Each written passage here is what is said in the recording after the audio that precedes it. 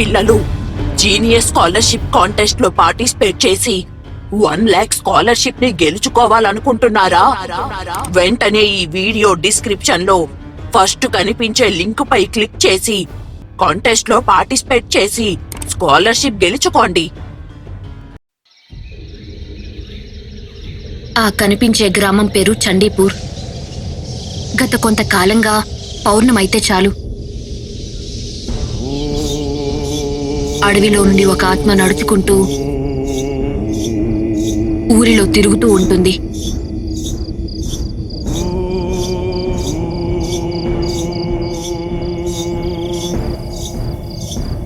దానిని చూసి జడుపు జ్వరంతో చాలా మంది మంచాన పడ్డారు. ఆ ఆత్మ నీలం రంగులో మెరుస్తూ కాంతివంతంగా ఉంటుంది. అది ఎవర్ని ఏమీ అనదు, కానీ దానిని చూసి అందరూ జడుసుకోవడం వలన గ్రామ పెద్ద పౌర్ణమి రాత్రులు ఎవ్వరూ ఇల్లు దాటి రావద్దని ఆజ్ఞాపించాడు.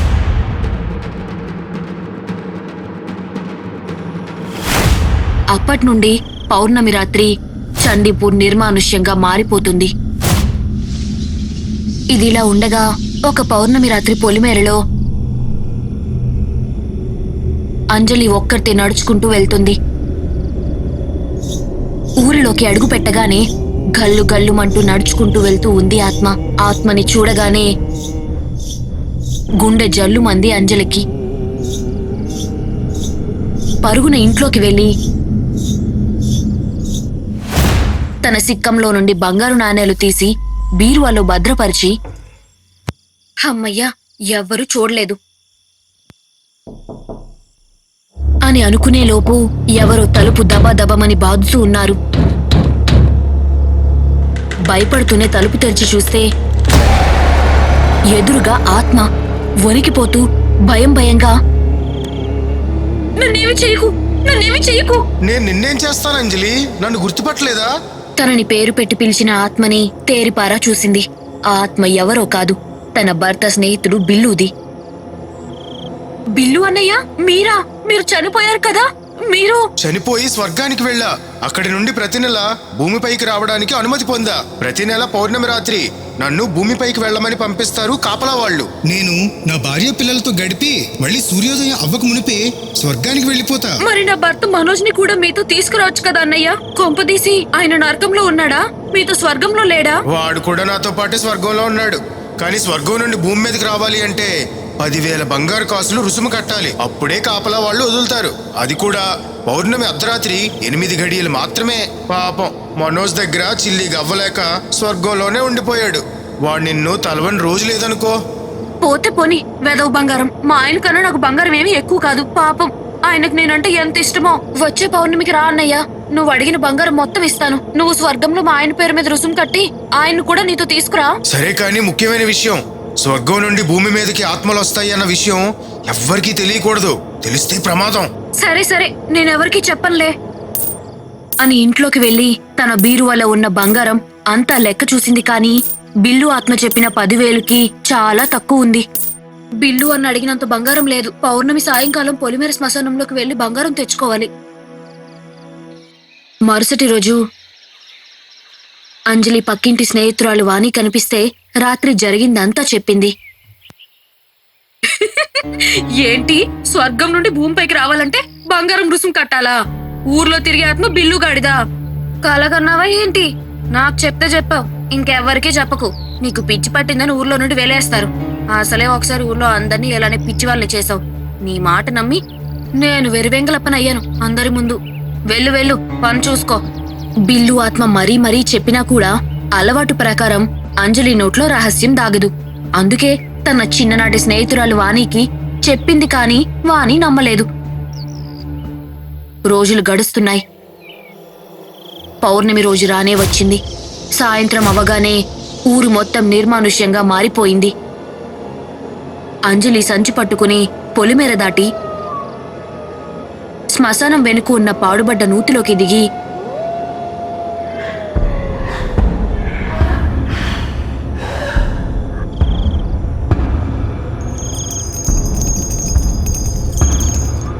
మూటడు బంగారు నాణేలు తీసుకువచ్చింది. ఆ చిమ్మ చీకట్లో అంజలిని ఎవరో గమనిస్తూ ఉన్నారు.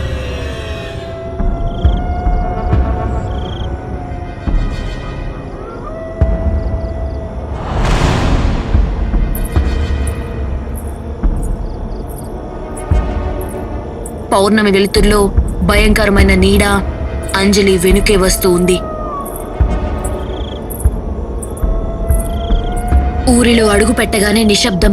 ఎవరికంటా పడకుండా మూటతో బంగారు నాణేలు పట్టుకుని ఇంట్లోకి వచ్చి వెంటనే 10,000 బంగారు నాణేలు ఒక మూటలో పెట్టి ముడివేసి కిటికీ దగ్గర కాచుకొని ఉంది. ఎప్పుడు బిల్లు ఆత్మ వస్తుందో అని. ఊరిలో ఇళ్ల మధ్యలో నుండి నీలం రంగులో మెరుస్తూ బిల్లు ఆత్మ నడుస్తూ అంజలి ఇంటికి వచ్చి ఆ డబ్బు మూటని తీసుకుని, ఈ బంగారంతో స్వర్గంలో మనోజ్ పేరిట రుసుము కడతా. ఇకపై నాతో వాడిని కూడా తీసుకొస్తా. వెళ్ళొస్తా అని చెప్పి బిల్లు ఆత్మ వెళ్ళిపోయింది. చనిపోయిన తన భర్త వచ్చే పౌర్ణమికి వస్తాడన్న సంతోషంలో తెగ సంబరపడిపోతూ పడుకుంది. మరుసటి రోజు ఈ విషయం ఎలా అయినా స్నేహితురాలికి చెప్దామని ఆతృత ఆపుకోలేక వాణి ఇంటికి వెళ్ళబోయింది. దీనికి చెప్పి వృధా, ఎలాగో నమ్మదు. బిల్లు వాళ్ళ ఆవిడ స్వప్న చెప్తాను, ఎలాగో వాళ్ళ ఆయన తనని ప్రతి నెల ఆత్మరూపంలో కలుస్తాడన్నాడు కదా అని అనుకుంటూ పక్కూర్లో ఉండే స్వప్న వాళ్ళ ఇంటికి వెళ్ళింది. కాని వాళ్ళ ఇల్లు తాళం వేసి ఉండడంతో వెనక్కి వచ్చేసింది. రోజులు గడుస్తున్నాయి. ప్రతిరోజు తెల్లవారి స్వప్న వాళ్ళ ఇంటికి వెళ్లడం, తాళం వేసి ఉన్న ఇల్లు చూసి వెనక్కి వచ్చేయడం. మళ్ళీ పౌర్ణమి వచ్చింది.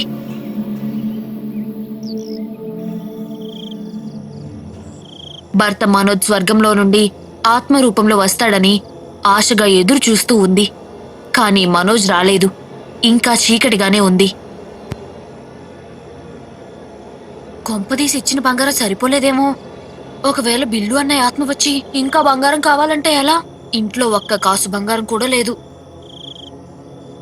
అని అనుకుంటూ సంచి పట్టుకుని వేగంగా నడుచుకుంటూ పొలిమేర దాటి శ్మశానమవతలో ఉన్న పాడుబడ్డ నూతిలోకి దిగి చూస్తే అక్కడ దాచిన బంగారం లేదు. అక్కడే కూర్చుని ఏడుస్తూ ఉంది. ఇప్పుడు నేను బ్రతికేది ఎలా దేవుడా? మొగుడు లేడు, సంపాదన లేదు. ఇప్పుడు నేను ఏంటిని బ్రతకలేడు దేవుడా అని ఏడ్చుకుంటూ ఇంటికి వెళ్ళిపోయింది. ఇదిలా ఉంటే కొన్ని రోజులకి ఊరిలో అందరూ పడుకున్నాక నెత్తిని ముసుగుతో స్వప్న ఊర్లోకి వచ్చి రంగ ఇంటి తలుపు కొట్టింది. మీ అన్నయ్య చాలా కష్టంలో ఉన్నాడు, నువ్వే వచ్చి కాపాడాలి రంగా. అన్నయ్య కష్టంలో ఉండడం ఏంటి వదినా? అన్నయ్య చనిపోయి చాలా కాలం అయిపోయిందిగా. అది ఓ పెద్ద కథ, నీకు తర్వాత చెప్తాలే, ముందు నువ్వు నాతో రా అని చెప్పి అమర్కోట్ తీసుకువెళ్ళింది. ఇంట్లోకి వెళ్లి అన్నయ్యని చూసి ఆశ్చర్యపోయాడు.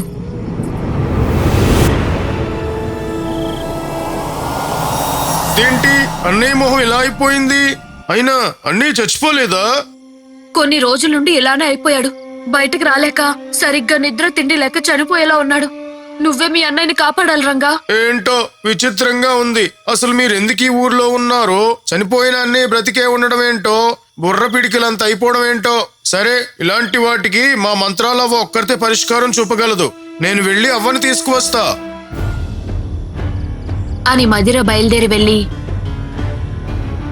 మంత్రాలవ్వని వెంటబెట్టుకుని అమర్కోట్ తీసుకువచ్చాడు. అవ్వ చిన్న బుర్రతో ఉన్న బిల్లుని చూసి, ఇది శత్రుదమన శాపం. అంటే ఏంటవ్వా? వీళ్ళది కానిదేదో వీళ్ళు మోసంతో దోచుకున్నారు, కానీ దానికి శత్రుదమన శాపం ఉంది. ఆ శాపం తగిలి వీడి బుర్ర ఇలా అయిపోయింది. వచ్చే 13 రోజుల్లో శాపం ఉపసంహరణ జరగకపోతే వీడు చేస్తాడు. మా అన్నయ్యని ఎలా అయినా కాపాడవ్వా. నిన్ను వీడు బలివ్వాలనుకున్నాడు. నీ అదృష్టం బాగుండి పిల్లి దెయ్యం వలన బ్రతికిపోయావు. అలాంటి వీడిని కాపాడాలనుకుంటున్నావా? ఎంత కాదనుకున్నా నా తోడబుట్టినవాడు కదవ్వా. దయచేసి మా అన్నయ్యని కాపాడు. సరే, అసలు ఏం జరిగిందో నాకు పూర్తిగా తెలియాలి. అప్పుడే నేను కాపాడగలను. చెప్పరా చిట్టి బుర్ర చండాలుడా, చెప్పు. మా తల్లి తండ్రి చనిపోయాక మా తమ్ముడిని మోసం చేసి విలువైన ఆస్తి మొత్తం నేనే కాజేశా. బంజరు భూమి వాడికి ఇచ్చా.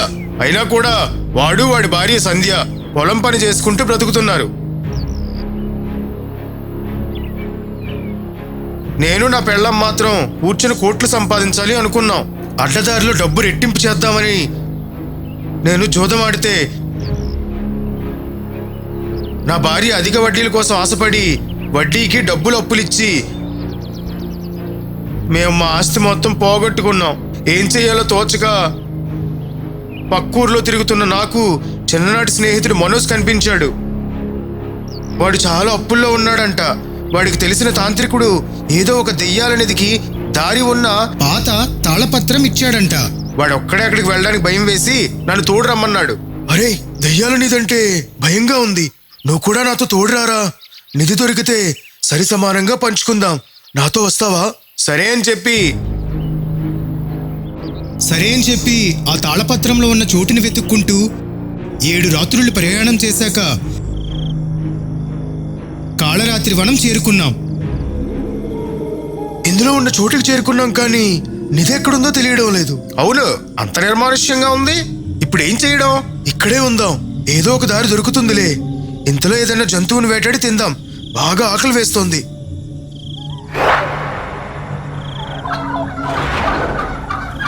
అని ఇద్దరం అడవి కోడిని కాల్చుకొని తింటూ ఉన్నాం.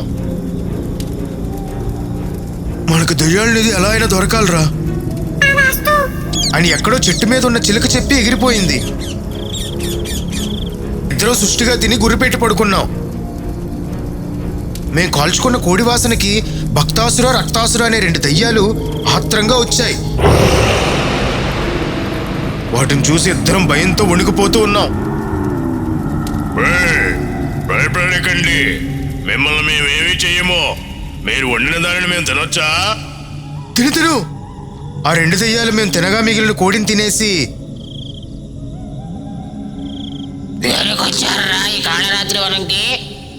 భయపడుతూనే మనోజ్ వాళ్ళ గురువిచ్చిన నిధికి దారి ఉన్న పత్రం చూపించి, నిధి కోసం వచ్చాం. మన నిధికి దారి మనకే చూపిస్తున్నారా భక్తాశ్రా వీళ్ళు? అయినా మీకు నిధి ఊరికే దొక్కుతుందా? నిధికి బదులుగా మీరు మాకు ప్రాణం ఇవ్వాలి. మీకు మా ప్రాణాలు ఇచ్చేస్తే ఇంక మాకు నిధి ఎందుకు? అలా కాదు, మేము స్వతహాగా ఏ జీవి ప్రాణం తీయలేము. వాళ్ళు చచ్చాకనే మేము వాళ్ళని తినగలం. అందులోనూ వేరే వాళ్ళ వస్తువు వాళ్ళ అనుమతి లేకుండా తాకనైనా తాకలేము. అందుకే మీరు మీ కోడిని మీరు తినమన్నాకే తిన్నాం. మాకు ఉన్న ఈ నిబంధన వల్ల ఏదో ఒక ప్రాణిని చంపి వేడి వేడి రక్తం తాగి వెచ్చని మాంసం ఆరగిద్దామంటే అవ్వడం లేదు. కాబట్టి మీరు మాకు బలిదానంగా మీ రక్త సంబంధీకులని మా దగ్గరికి పంపిస్తే బదులుగా మీకు బంగారం ఇస్తాం.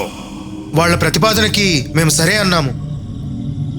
కుంభం కుంభం, కంబాల కుంభం, అసురం అసురం, డంబాలాసురం, క్షుద్రం క్షుద్రం, రహస్య క్షుద్రం, వ్రిలయం వ్రిలయం, వికృత వ్రిలయం. ఆ దెయ్యాలు మంత్రం చెప్పగానే అదృశ్య రూపంలో ఉన్న గుహలు కనిపించాయి. వాటి గుహలోకి మమ్మల్ని తీసుకువెళ్ళాయి. 2 దారులున్న లోపలికి వెళ్ళాక ఒక పెద్ద లోయలోకి వెళ్ళాం.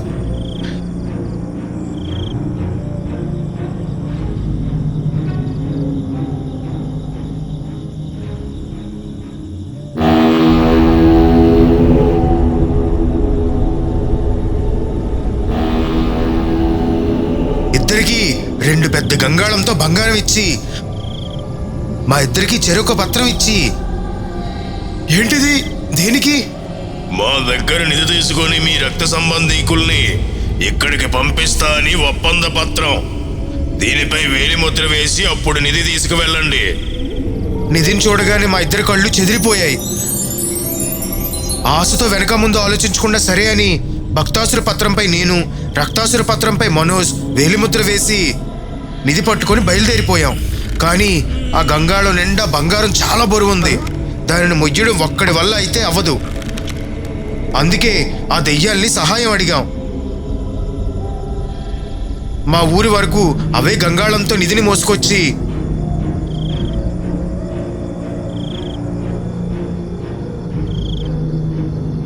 పొలిమేర దాటి మేము ఊరిలోకి రాలేం.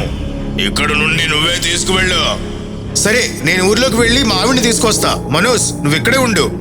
మీ ఊరు దాటి మా ఊర్లోకి వెళ్ళాలి కాబట్టి ఊర్లో అందరూ పడుకున్నారని నిర్ధారించుకున్నాక నేను వస్తాను. అప్పుడు నువ్వు వెళ్దు. సరే, త్వరగా రా. నేను మా ఆవిడతో వచ్చి ఇద్దరం కావిడితో గంగాళం మోసుకొని ఊర్లోకి వెళ్ళిపోయాం. నేను వెళ్ళిపోగానే భక్తాసుర దెయ్యం మాయమైపోయింది. ఆ తరువాత ఏం జరిగిందో మనోజ్ చెప్తేనే తెలుస్తుంది.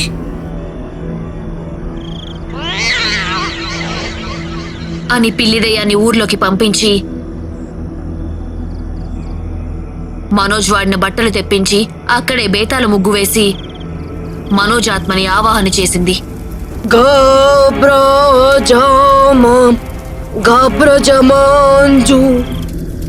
మంత్రం చెప్పగానే మనోజ్ ఆత్మ ప్రత్యక్షం అయ్యింది. ఆ రాత్రి బిల్లు వెళ్ళిపోగానే, నీ సంగతేంటి? నీ భార్యని పిలుచుకు వస్తావా? వద్దు, అది ఒత్తి తింగరది. దాని నోట్లో నిజం తాగదు. నువ్వే నాకు సహాయం చెయ్యాలి అని ఆ రక్తాసుర దెయ్యం చేత ఆ బంగారం ఉన్న గంగాళంని పొలిమేర శ్మశానం వెనుక ఉన్న పాడుపడ్డ నూతిలో దాచిపెట్టించా. ఇంత బంగారాన్ని వదిలి వెళ్ళాలి అంటే ఎలా? ఎవరైనా కాజేస్తారేమో అని భయంగా ఉంది. సరే, అయితే శత్రుదమన అనే ఒక శాపం ఈ గంగాళంకి, అందులో ఉన్న బంగారంకి పెడుతున్నా. నిన్ను నీ భార్యని మోసం చేసి ఎవరైనా ఈ బంగారం కానీ గంగాళం కానీ ముట్టుకోవాలని చూస్తే వాళ్ళకి 13 రోజుల్లో బుర్ర కృషించి మెదడు చితికి చస్తారు. నువ్వు నీ భార్య తప్ప ఎవ్వరూ గంగాళంలో బంగారాన్ని ముట్టుకోకూడదు. మీ ఇద్దరు ఎవరికన్నా మీ చేతితో ఇస్తే పర్వాలేదు. మా బంగారంకి శాపం ఉందన్న విషయం నాకు తప్ప ఎవ్వరికీ తెలియదు. నూతిలో నుండి బయటికి వస్తూ 2 గుప్పెళ్లతో బంగారం కాసులు తీసుకొని పొలిమేరలో తులసికోట సమాధి కింద కుండలో దాచిపెట్టి, నువ్వు వెళ్ళిపో రక్తాసురా, నేను ఊర్లోకి వెళ్ళిపోతా. సరే, కానీ జాగ్రత్త. ఒప్పంద పత్రంపై నువ్వు నాకు పంపబోయేవాడి వేలిముద్ర వెయ్యాలి. అది కూడా ఈ రోజు నుండి 30 రోజుల్లోగా పంపాలి, లేదో నీ ప్రాణం పోతుంది. బంగారం వచ్చిందన్న ఉత్సాహంలో వెనుక ముందు ఆలోచించకుండా ఇంటికి వెళ్ళిపోయి నా భార్యకి అబద్ధం చెప్పా. వచ్చేదారిలో నాకు లంకిబిందె దొరికింది, దానిని తెచ్చుకుందాం, వెంటనే పలుగు పట్టుకునిరా అని చెప్పి తన పెరట్లోకి వెళ్ళగానే ఇంట్లో అటకపై నుండి బుడగబూర తీసి జేబులో పెట్టుకున్నా. తులసికోట సమాధి దగ్గరికి వెళ్ళి తవ్వి కుండని బయటకు తీసి నెత్తిని పెట్టుకొని నా భార్య ముందు వెళ్తూ ఉంటే వెనుక నేను వెళ్తున్నా. చీకట్లో ఎవ్వరి కంట పడకుండా వెళ్తున్నా. గ్రామ పెద్ద ఇంటి ముందుకు రాగానే నేను జేబులో బూర నొక్కగానే బుర్రమంటూ పెద్ద చప్పుడు. అది విని, ఏంటండి ఆ చప్పుడు? గ్రామ పెద్దకి కడుపు చెడి విరోచనాలంట. తుర్రు బుర్రుమంటూ పెత్తుతున్నాడు. ఏదో తినకూడని తినుంటాడు. అలా మా ఇంటికి వెళ్ళి బావిలో ఆ కుండని పడేశాం.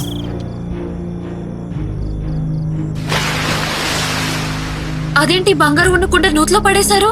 ఇంట్లో ఉంటే దొంగలు దోచుకుంటారు, నూతిలో ఉంటేనే ఎవరికి అనుమానం రాదు. మన బంగారం భద్రం. అలా తనను నమ్మించి అంజలి పడుకున్నాక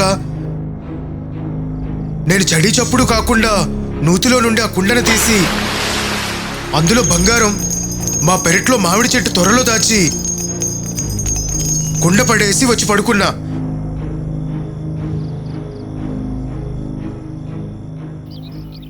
మరుసటి రోజు నేను పొలం పనికి వెళ్ళి తిరిగి ఇంటికి వచ్చేసరికి ఇంటి నిండా జనం.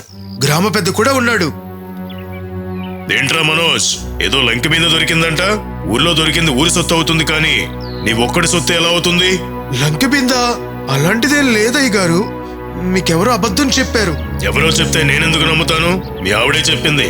రాత్రి పొలిమేరలో తులసి కోట కింద తవ్వి తెచ్చి మీ నూతిలో దాచిపెట్టారని మీ ఆవిడ వాణితో చెప్పింది.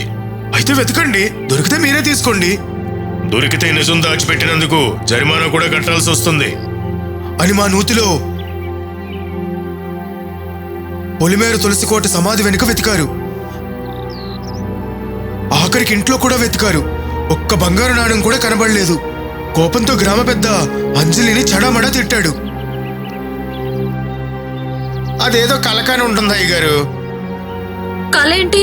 నిజం గ్రామ పెద్ద గారు, నిన్న రాత్రి మీ పొట్ట చెడి మీరు డుర్రుబుర్రుమని పిత్తుతున్నారు కదా, ఆ సమయంలో మేము నెత్తిన లంక బిందు పెట్టుకొని మీ ఇంటి ముందు నుండి వెళ్తున్నాం. దీనికి సగం పిచ్చి ముదిరినట్టుంది. నేను నిన్న రాత్రి ఊర్లోనే లేను, డుర్రు డుర్రుమని పిత్తుతున్నారంట. వెర్రిదారిలో ఉంది. ఈ వాణి మాట నమ్మి వచ్చినందుకు నన్ను అనాలి అని కోపంగా వెళ్ళిపోయాడు. అంజలి తెలివి తక్కువతనంకి అందరూ నవ్వుకున్నారు. నా పాచిక పారింది. ఆ రోజు నుండి అవసరం ఉన్నప్పుడల్లా కొద్ది కొద్దిగా బంగారం తెచ్చుకుంటూ ఎవరికీ అనుమానం రాకుండా వాడుకుంటున్నా.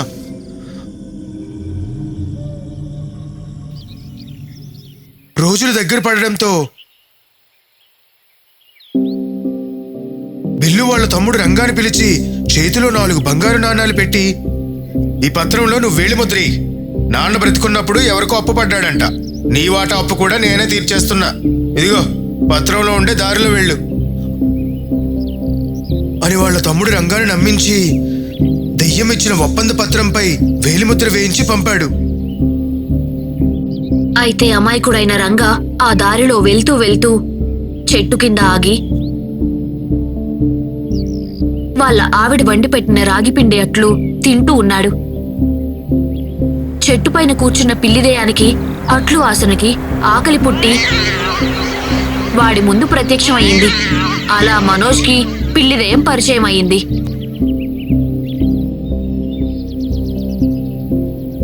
నాకు అట్లు పెట్టినందుకు ధన్యవాదాలు. ఇంతకీ ఏ పని మీద ఇంత దట్టమైన అడవిలో వెళ్తున్నావు? పిల్లిదేయానికి అంతా చెప్పి అన్నయ్య బిల్లు ఇచ్చిన పత్రం చూపించాడు. ఇది దెయ్యాల భాష. మీ అన్నయ్య దెయ్యంతో ఒప్పందం చేసుకున్నాడు. నువ్వు వెళ్తే అది నిన్ను చంపేస్తుంది. దెయ్యాలతో ఒప్పందమా? ఇప్పుడు నేను వెళ్ళకపోతే ఏమవుతుంది? కొన్ని రోజుల్లో మీ అన్నయ్య చస్తాడు. ఎలా అయినా వాళ్ళ అన్నయ్యని కాపాడమని ప్రాధేయపడితే పిల్లిదెయ్యం మంత్రాలవ్వ దగ్గరకు తీసుకువెళ్లి ఆ పత్రం చూపించి జరిగిందంతా చెప్పింది.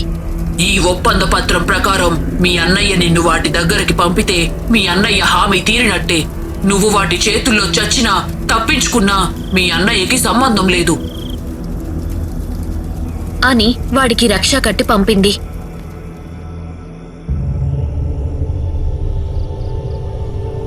రంగా చేతిలో ఒప్పంద పత్రం చూడగానే భక్తాసుర ప్రత్యక్షం అయ్యింది. దాని గుహకి తీసుకువెళ్ళింది. కాని వాడిని ఏమీ చేయలేకపోయింది. ఒప్పంద పత్రం దాని అంతటా అదే తగలబడిపోయింది. ఆజుంబా జుంబా జంబర జంబా జుంబా జమార్బే ఆజుంబా కంబర కంబా జుంబా ఓబ్రక బోబ్రక హాం ఫట్ స్వాహ ఫటాఫట్ స్వాహ.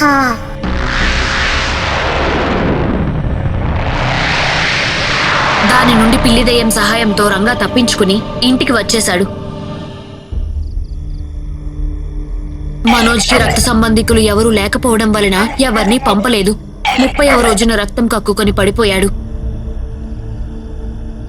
అప్పుడు భార్యకి నిజం చెప్పి నిధి ఉండే చోటు ఎవరికీ చెప్పొద్దని ఒట్టు వేయించుకున్నాడు.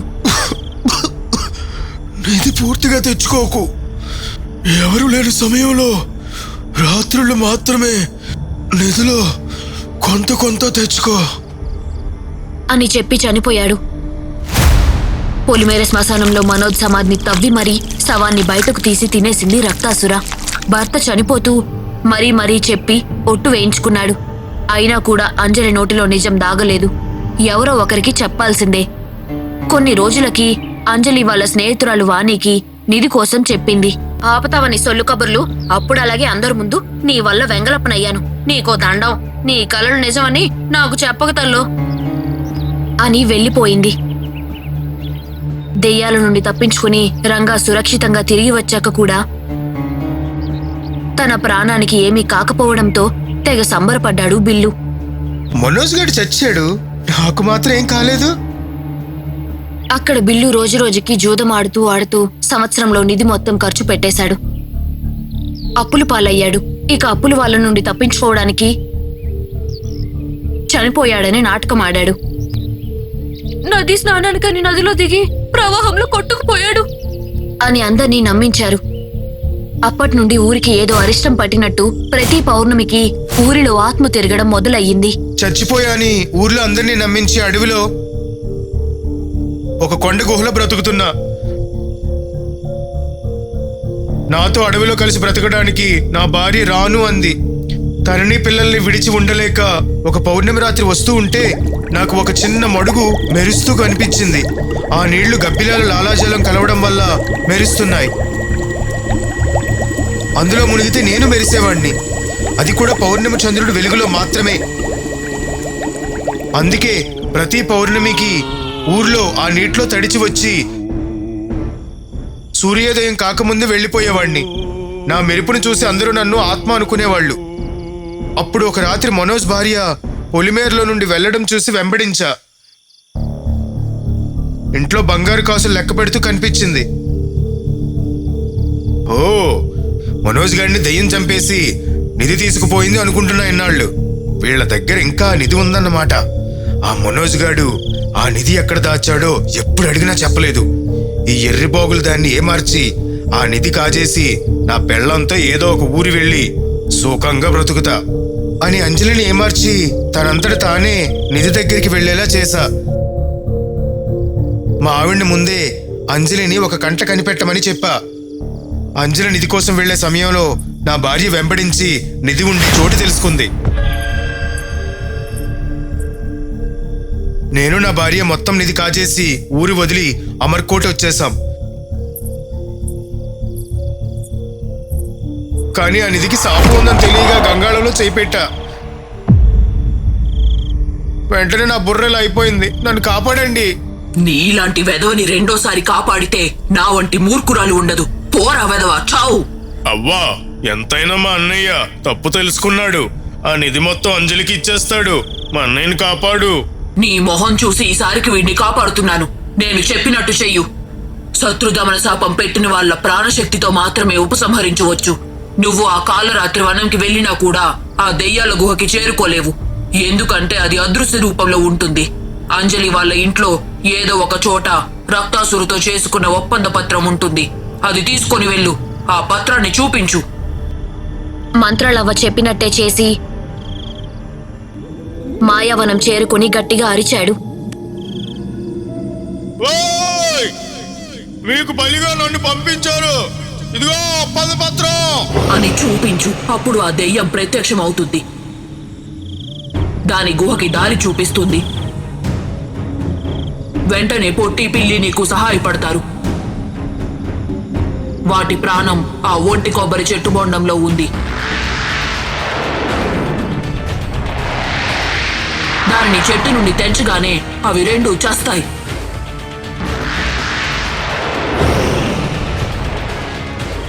అవ్వ చెప్పినట్టు చేసి ఆ కొబ్బరి బొండాన్ని తెంచుకువచ్చాడు. దానిని పగలగొట్టి చూస్తే అందులో ఒక కొమ్ము బూర ఉంది. రంగా, బూర ఒకసారి ఊది 3 సార్లు బుర్ర పెరగాలి పెరగాలి పెరగాలి అని అను. సరే అని చెప్పి బుర్ర పెరగాలి పెరగాలి పెరగాలి.